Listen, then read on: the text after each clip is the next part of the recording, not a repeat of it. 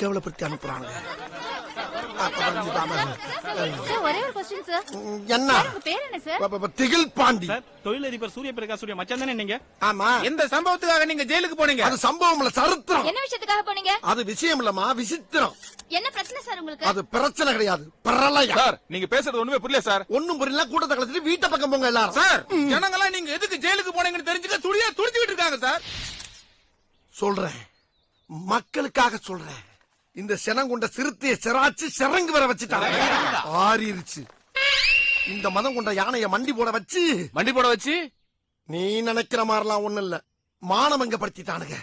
இந்த கருந்தலுடைய கொடுக்க கேவலம் ஒரு கத்திரிய வச்சு கட் பண்ணிட்டானுங்க. கொடுக்க மாட்டேன் தானா சார்? நீங்க இவ்வளவு நேரம் பேசி எதுக்கு ஜெயிலுக்கு போனீங்கன்னு சொல்லவே இல்லையா சார்? நோ சொல்லுங்க சார்.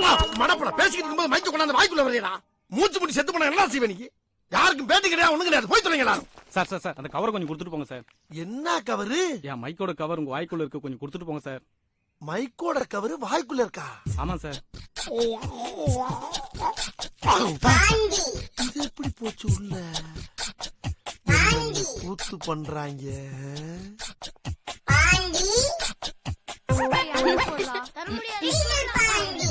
விளையாடுனதெல்லாம் போதும், சீக்கிரம் ஹோம்வொர்க் செய்ய ஆரம்பிங்க. என்ன கையில இருக்க? ஒரு ஆம்பளை ஒரு வாரம் ஜெயில சீரழிஞ்சு சின்னாபனமாய் கேவலப்பட்டு வீட்டுக்கு வந்திருக்கான்.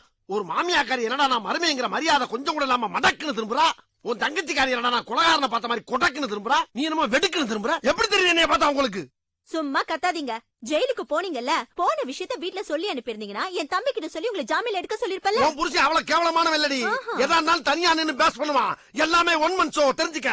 அப்புறம் எதுக்காக நீங்க வீட்டோட மாப்பிளையா அத இருக்கீங்க? பத்தி பேசாத. எங்க அப்பன் பாட்டையும் பூட்டி அம்புட்டு போன காலங்காலமா வீட்டோட மாப்பிளையா தாண்டி போயிருக்காங்க. அந்த வழியில வந்தவன் இவனு 3 பிள்ளை பத்ததுக்கு பின்னால அதை பத்தி ஆண்டி பேசுற.